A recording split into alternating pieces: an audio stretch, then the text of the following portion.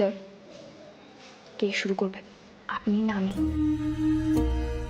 আমি চুরি করছি তাহলে বেশি বিশ্বাসযোগ্য হবে।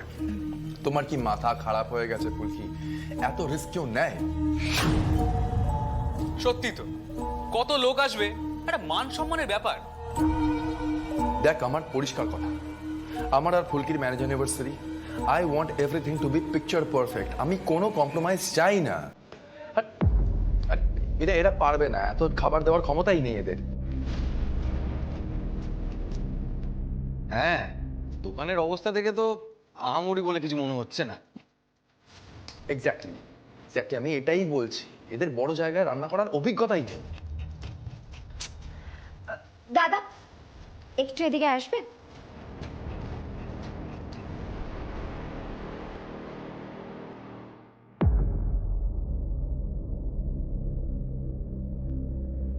কি হয়েছে দিদিভাই, কোনো অসুবিধা? মানে খাবার ঠিক আছে তো?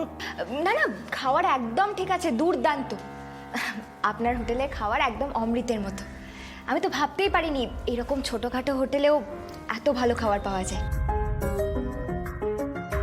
আসলে সামনেই আমার বিয়ের তারিখ।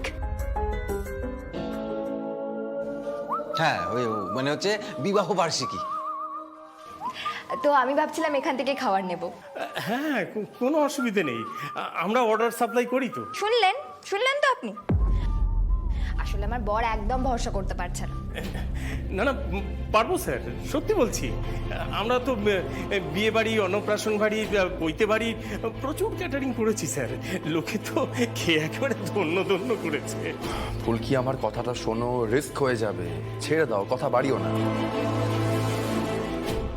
আসলে আমার বর না হোটেলের অবস্থা দেখে মানতে পারছে না যে আপনিও বড় বাড়ির রান্না রাঁধতে পারবেন, যেমন পোলাও, ভালো মাংস। মানে বড় বড় অনুষ্ঠানে যেরকম হয় আর কি, বুঝলেন তো? একটু ভালো ভালো রকমারি খাবার লাগবে আমাদের। মানে এই আতি পাতি এরকম ডাল ভাত, ডিম ভাত ওরকম টাইপের নয়, কিন্তু স্ট্যান্ডার্ডটাই আলাদা। কেন বেকার বেকার আশা দিচ্ছিস বলতো তোমার? উনি পারবেন না, আমি মুখ দেখে বলে দিচ্ছি। দাদা প্লিজ কিছু মনে করবেন না, উনি কনফিডেন্টই নন। ও দাদা, বলুন না আপনি পারবেন তো? আমার কিন্তু মনে হচ্ছে আপনি পারবেন। ভুল মনে হচ্ছে,